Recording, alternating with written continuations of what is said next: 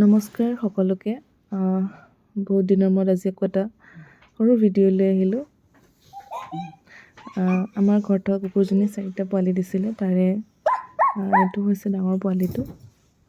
চাওকচোন সি কেনেকৈ ল'ৰাৰ লগত খেলি আছে।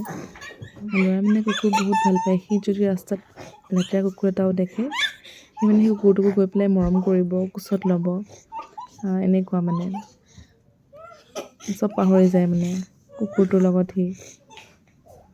আৰু পোৱালিকেইটা হোৱাৰ পৰা তাৰ মানে পঢ়া শুনা একেবাৰে হোৱা নাই, খালি মানে কুকুৰকেইটাৰ লগতে লাগি থাকিব বিচাৰে।